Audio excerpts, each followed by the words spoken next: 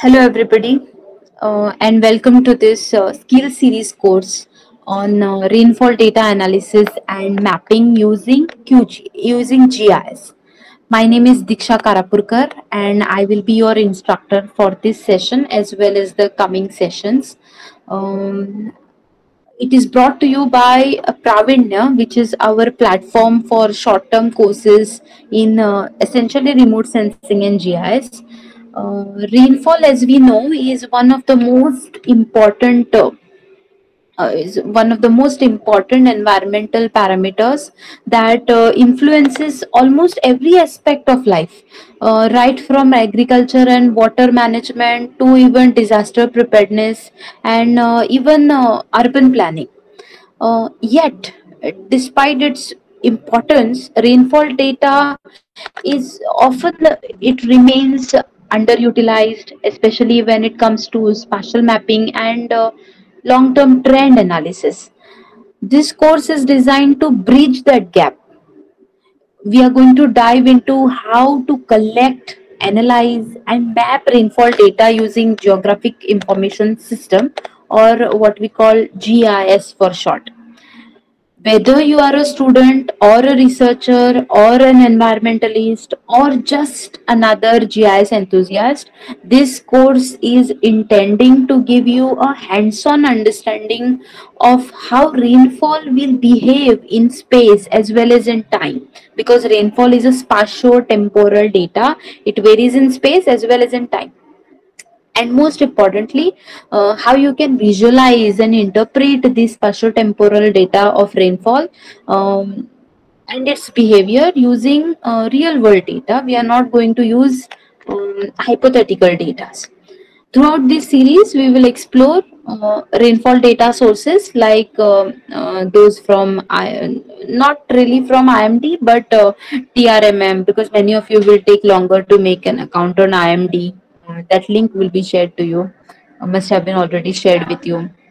Then CHIPS and NASA GPM, and use GIS software to create meaningful visualizations. You will also learn how to identify spatial patterns, seasonal variations, and even anomalies in rainfall. These are the skills that are very crucial in fields like hydrology, agriculture, disaster reduction, and climate studies. Now, before we jump into the technical part, I want you to reflect on basic but very powerful questions. Question number one: how does rainfall vary widely across landscape? And how does that mean? What does it mean for people living? This is a very simple question, and this question is the heart of everything we will be doing in this course. So I would like to invite you to be curious, ask questions, and very most importantly, practice what we learn. Because rainfall data, when mapped properly, it can reveal deep insights about our environment and challenges we face in managing this environment sustainably. All right. So let's now look at what exactly this course is about and what you can expect to learn by the end of it. This course focuses on data analysis and mapping using GIS, which simply means that we will be using satellite or station-based rainfall in situ rainfall data. We are to analyze it statistically, and finally we will be creating maps that communicate insights or patterns or trends. Everything using GIS tools and Excel. We start with the basics of rainfall data sets, where to find them, how to download them, and what formats they come in. Many of you might have heard of data sets like IMD graded rainfall or TRMS or CHIPS. We will explore how data sets differ and which ones are best suited for short term versus the long term studies or for local or regional studies. Next, we will get into the processing and cleaning data. This is a very important step because rainfall data often comes in raw format. like daily or monthly records, or NetCDF files or raster grids, and we need to format it to spatial analysis. Don't worry if that sounds very technical.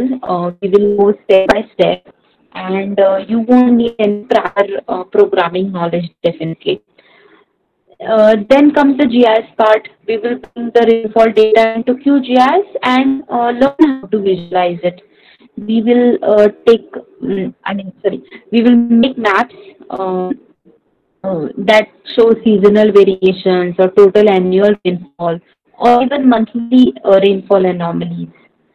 We will also learn how to use interpolation methods for mapping point rainfall data, and then how to symbolize and classify these maps, or how to interpret these spatial patterns using different legends or scales or color ramps.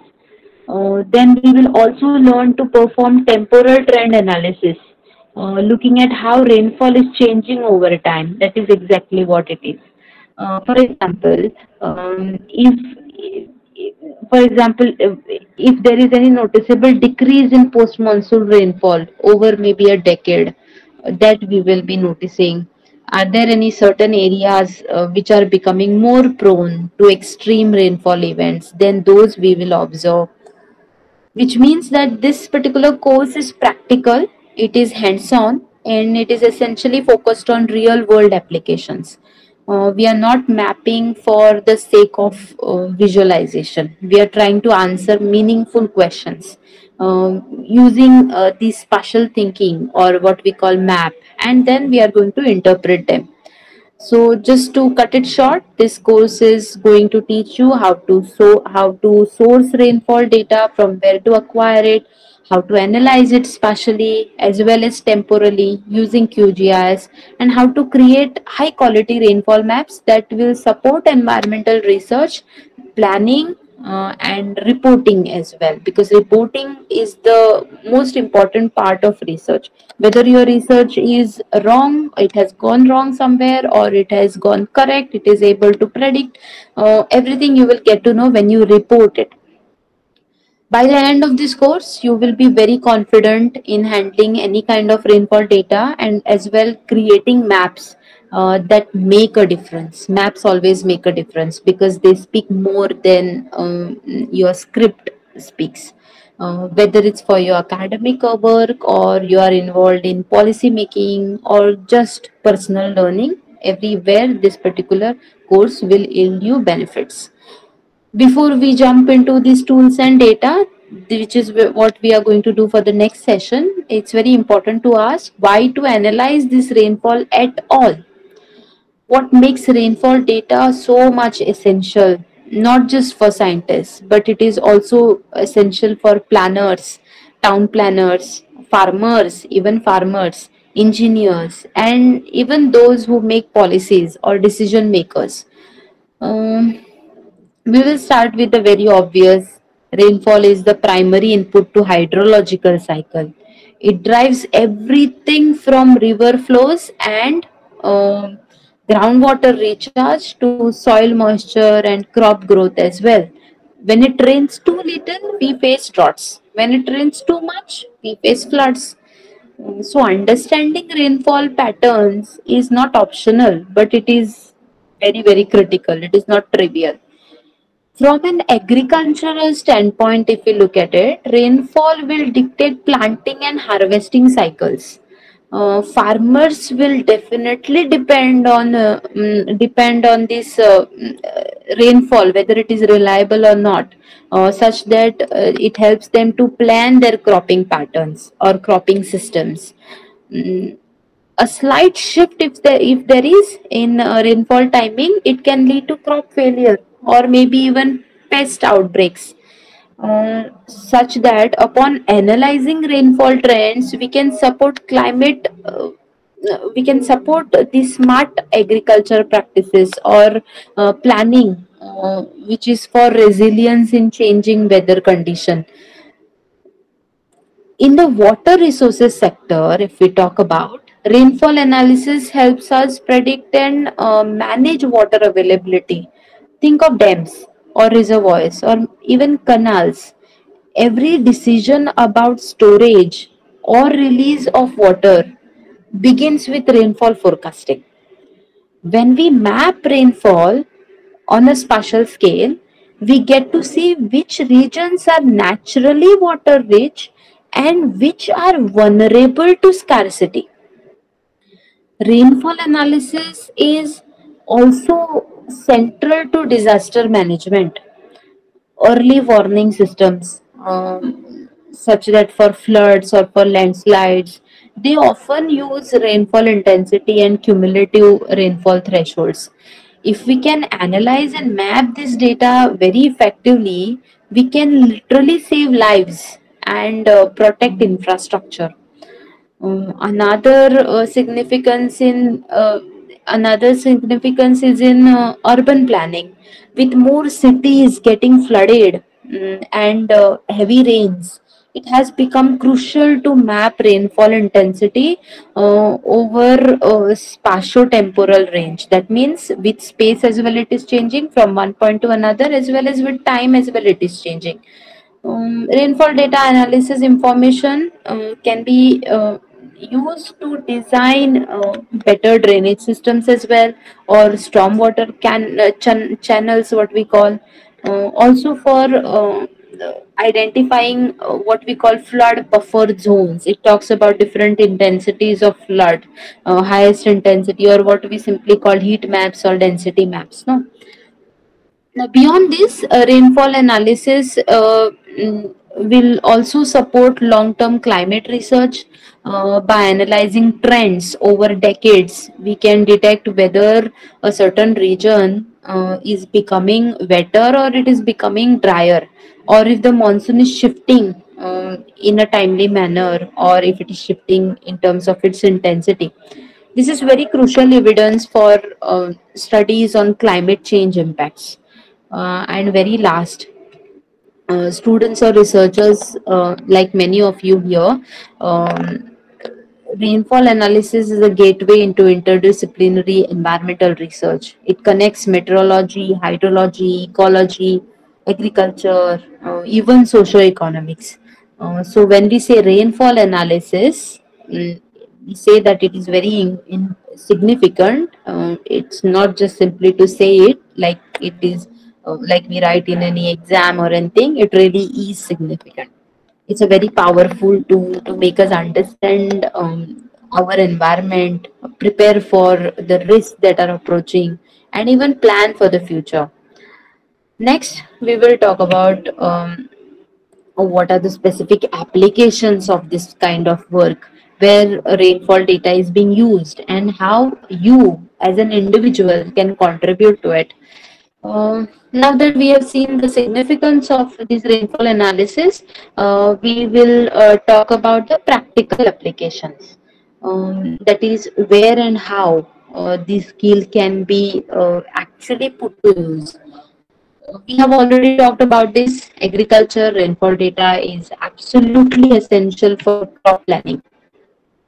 Farmers or agronomists, or agricultural researchers as well, they use rainfall maps to determine the best sowing periods, choose drought tolerant crops if there is any drought in a particular place, and even optimize irrigation schedules.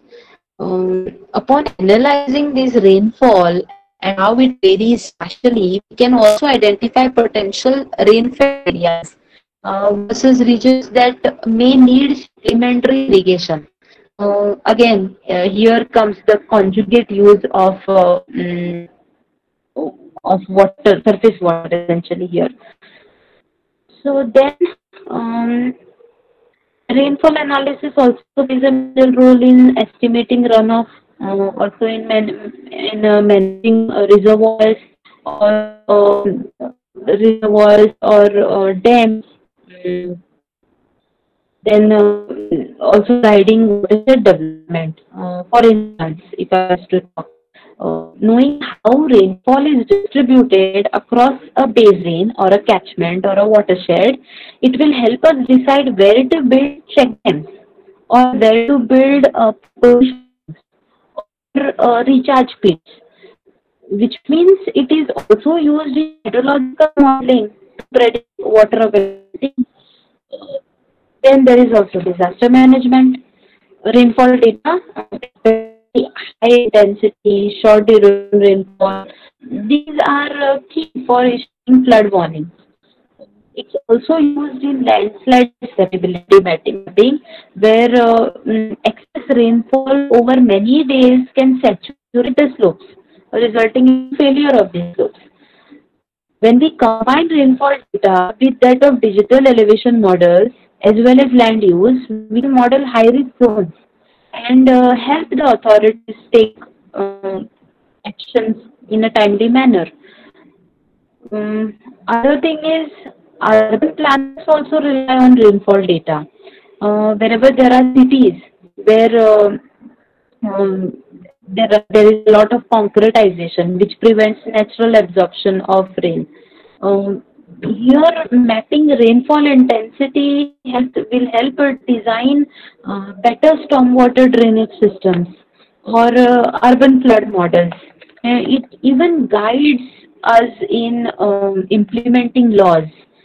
This is very particular. This is very particular of huge cities, like somebody mentioned Pune, today, which face more urban flooding, or it may be due to intense rainfall, or maybe because of poor drainage, or many of the times both. Um, Another area that is growing in this particular rainfall data analysis field is also climate research. Long-term rainfall records, for example, will help detect if there is any shift in the monsoon onset, or maybe increased frequency of dry spells, or rising extreme rainfall events, or extreme frequency of cyclones or storms. And these trends are used by climate scientists. They build regional climate models, and also the government is using it in order to frame climate adaptation policies. Then comes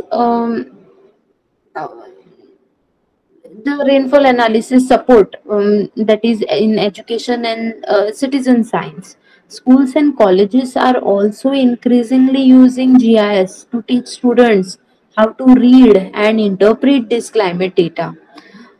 There are even citizen led rainfall monitoring projects which are using low cost gauges and mobile apps. So, as you see, the applications of this rainfall data analysis will span multiple disciplines from science to policies and planning as well as education. And what is the best part? All of these applications are very much powered by spatial maps or GIS tools, which we will be learning in this particular course. So, moving on, let's talk about the scope of this course in a little more detail. What skills you will walk away with, and how you can apply them confidently in the kind of work that you are doing. So, this is not just a theoretical course, it is designed to be skill based and hands on. So, you will actually be working with real rainfall data sets, and you will be creating your own maps. We will begin by learning how to source rainfall data from trusted platforms, definitely. This will include high resolution data from different open access satellite data sets like that of CHIRPS or TRMM or GPM. GPM I'm a little doubtful about, but yes. You will also learn how to navigate these platforms, how to go through these particular platforms and choose the most appropriate data sets depending upon your objectives, whether it is a short term event that you are analyzing or a long term trend that you are monitoring. Everything will be taken care of. Next, we will move into pre-processing data. Sometimes rainfall data comes in very unfamiliar formats, which we usually don't use, like that of .nc, that is netcdf, or .txt. text format or raster grids or ASCII and things like that. We will cover these simple methods to convert these into GIS compatible formats. So conversion of formats we will learn. You will also learn how to clean or maybe subset and align this rainfall data to your area of interest. May it be a village or a watershed or a district, or may it be entire state or even country. Depends upon how flexible the system is that you are using. Um, we will also use QGIS to visualize seasonal rainfall variations, also to detect if there is any temporal trend, and also perform a lot of interpolation, essentially because we are using in situ data, um, to convert them into point rainfall data, and then into a continuous surface, because point data is essentially to do with spatial isolation. So we don't have rain gauge stations at every other square kilometer, right? So for that we will have to make a continuous surface that we call interpolation. um, then Yes, so you will also learn how to apply these tools like IDW or Kringing kind of Kringing methods for interpolation, and how to classify these rainfall zones, maybe based on intensity or maybe based on the deviations away from the normal. We will also look into temporal analysis, which means at how rainfall changes over time. For example, maybe from 2001 to 2020, you will be able to generate charts, maps, and statistics that show rainfall variability or wettest and driest years and patterns of rainfall anomaly. Um, you- One important takeaway will be your ability to interpret and communicate what your map means. Because in the real world, maps aren't just about pretty colors, they need to answer questions and support decisions that you have made. Um, you will learn how to prepare a report ready map that clearly shows trends, risks, insights, something that is useful whether you are writing a thesis, or maybe a project report, or maybe submitting a policy brief or anything of that sort. So you don't require prior coding knowledge. This course is designed to be beginner friendly. Whether you are a student or a researcher or a professional, you will be able to follow along and apply the methods using free open source tools like that of QGIS. So, uh, yes, you will be very confident in downloading and preparing rainfall data, then analyzing spatiotemporal trends, generating very meaningful maps, and using those maps to tell good environmental stories, right? So this class was re-recorded because earlier there were some problems that we faced